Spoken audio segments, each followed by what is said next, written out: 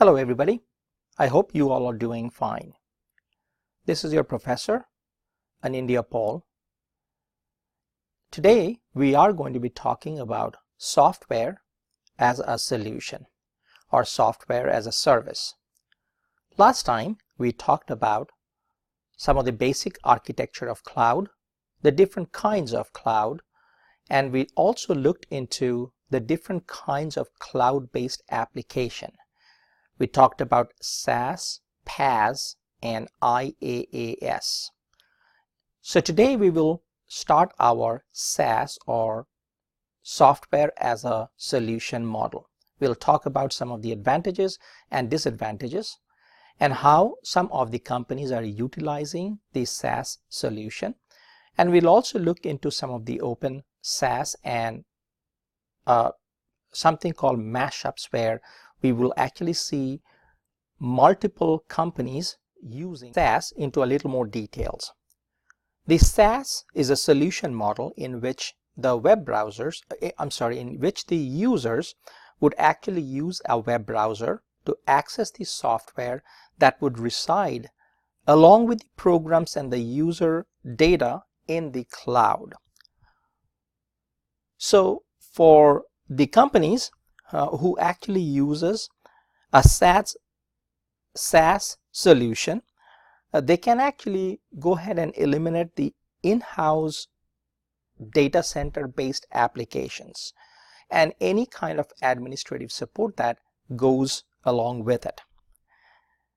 Sometimes the SaaS solution might also provide data storage, and since the SaaS solution would reside in the cloud, the solutions can easily be scaled to meet the computer needs, to meet the customer needs. And remember, this is one of the selling points of any kind of cloud-based application. It can be scaled upward or downward depending upon the use of that application. There are SaaS solutions that exist for a wide range of application, which provides the customers nowadays with a cost-effective way to get started and sustain a long-term solution for their companies as far as their IT resources goes. So to begin with, if we start looking into the advantages of SaaS, as I mentioned a little earlier, it might reduce or eliminate the need for an on-site data center. And of course, along with it comes the elimination of the need for the application administration and support.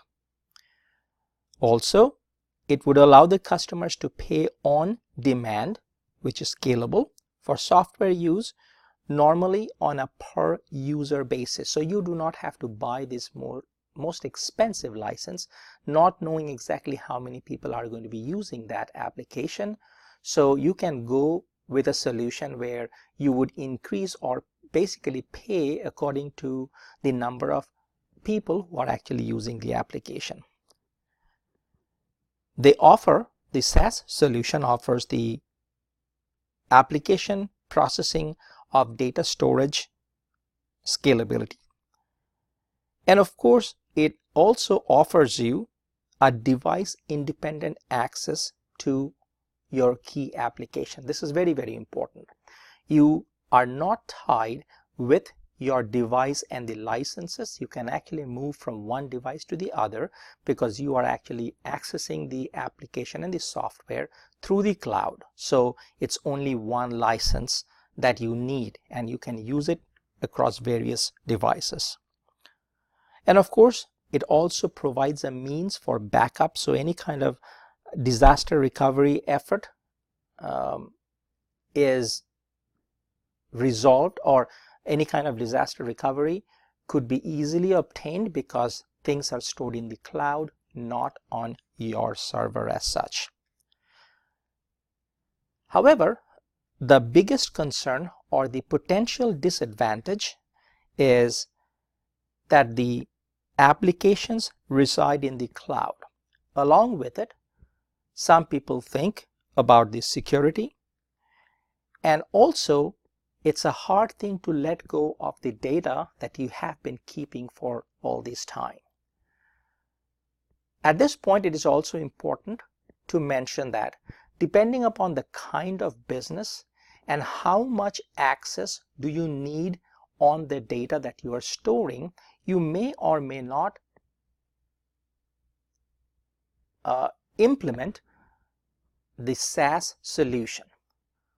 You can also find that certain companies would use the SaaS solution partly because there are applications that they might go with a SaaS solution where the security level is a little low, or the regulations that goes with maintaining the data could be changed by going partly with a cloud-based application. The rest of it may still reside in-house where you have more control of the data. However, with more control of the data, you also is going to be tasked with maintaining and backing all this data up. So let's talk a little bit about some of the examples and the companies that came out of it. I've included one example, which is the Salesforce. It's a big, one of the first companies to look into the power of cloud-based software as a service solution. The company basically delivers a cloud-based computer relationship management, or a CRM solution, which allows you to manage your sales, your contacts, and your leads.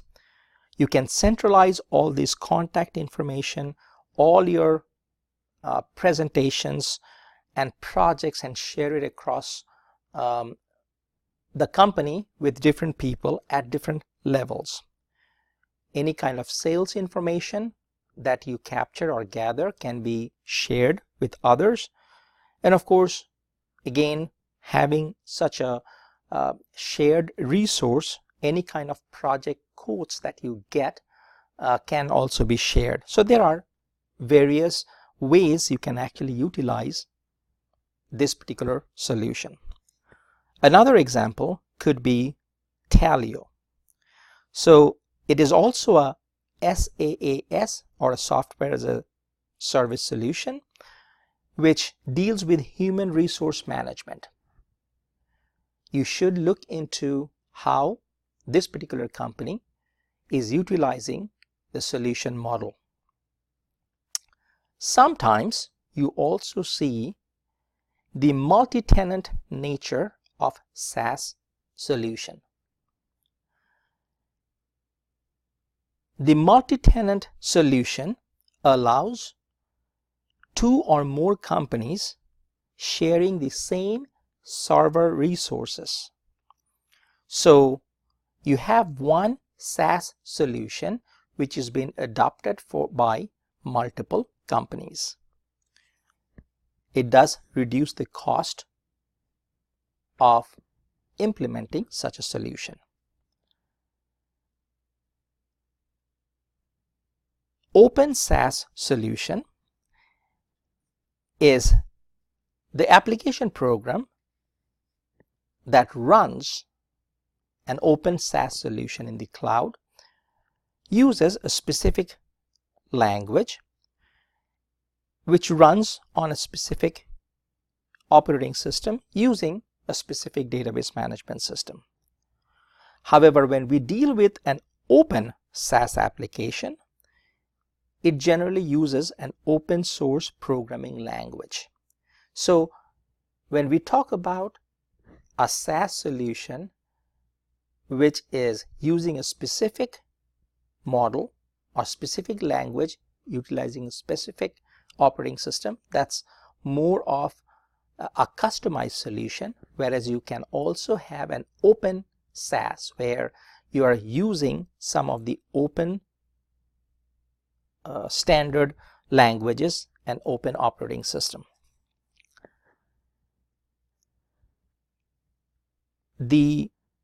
Some of the customers believe that if you have an open source system, it will be easier for them to move to a different application in the future if the current solution fails to deliver. However, it's important to realize that you would not own a SaaS software if you go with that kind of a model, and you will not be able to move the application by itself. You'll still have to go through a company to do that. As I mentioned earlier, there are other examples of SaaS application. I talked about Salesforce, I talked about Taleo. You can also find other companies who are utilizing the SaaS solution for payroll processing, for human resources. Okay. Another very popular use of a SaaS solution is the WebEx. This is a solution that allows you to create virtual meetings, and it has allowed companies to reduce their travel budget quite a bit. And if you go to some of the WebEx marketing models or marketing pages, you will see that it sometimes it's a very clever way of showing the cost savings when you actually implement WebEx in your organization or your company, where you can actually have virtual meetings with people without having any need to fly around different places. And that shows you the cost saving of all the flight cost that is associated with people flying from one place to the other. Along with the sustainability, it shows you, how green it is, because if you're not taking any flights, you're not burning any fossil fuel, where you're saving some trees. So it kind of circles you back into that sustainability path. So it's a very clever way of marketing the use of this SaaS solution. Other examples of this are Carbonite. This is a company which allows you for file backups. So as you use your application and the data, it could be backed up in the cloud-based backup facility. And again, you'll have to go with Carbonite, the company, and depending upon how much backup you would need, you would pay accordingly.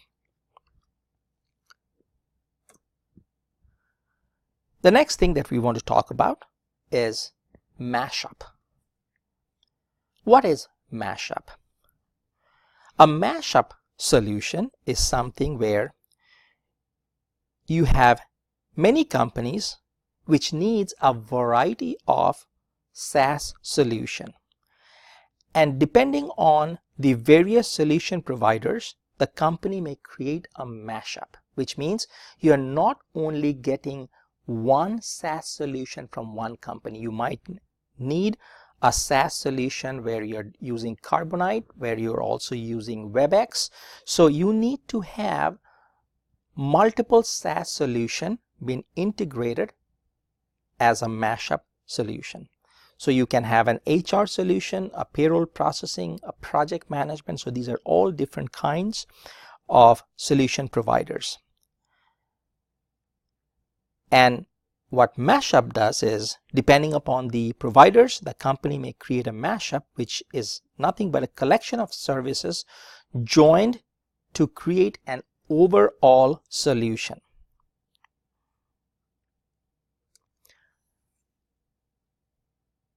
Developers would sometimes categorize the mashups as either web-based or server-based.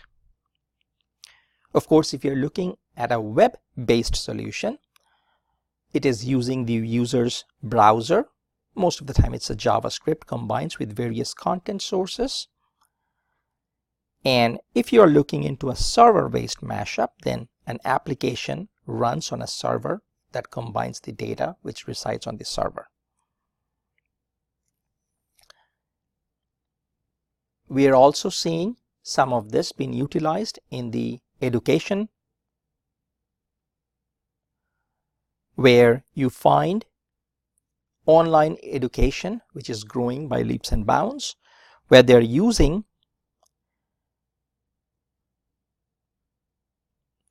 these open source solutions to create courses which could now be released for either a small price, fraction of a price, or sometimes free. Another application that is becoming very, very popular is the use of the Microsoft Office 365.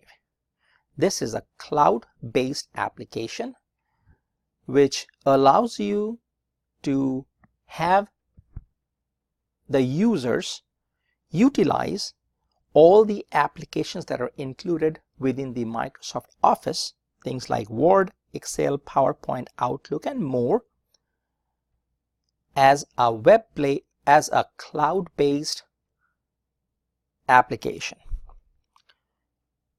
You do not have to be tied to any one computer. You can share your work from different computers by logging into your Office 365 or Microsoft account.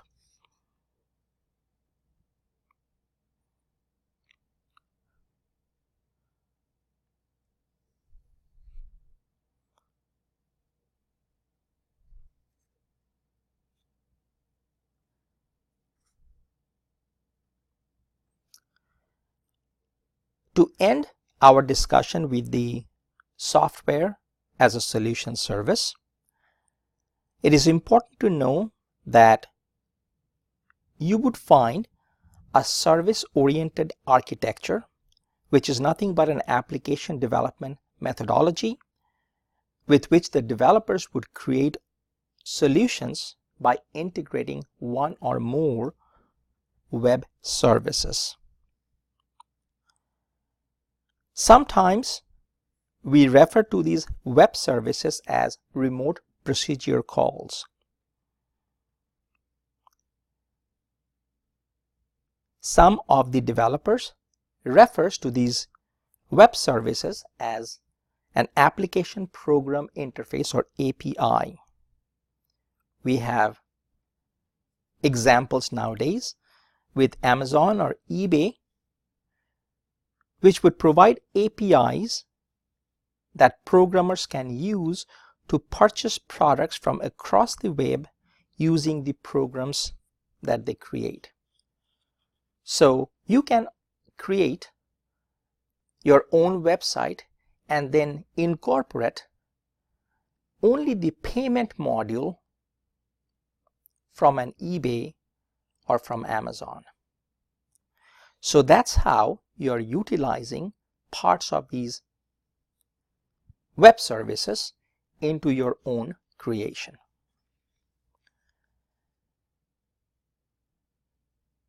Hopefully, we now have a good understanding of our basic cloud and one of these services, the SaaS solution. In the next module, we will continue getting into more details into the other two platforms, the PaaS, which is the platform as a service solution model, and the IaaS, which is infrastructure as a service. Thank you.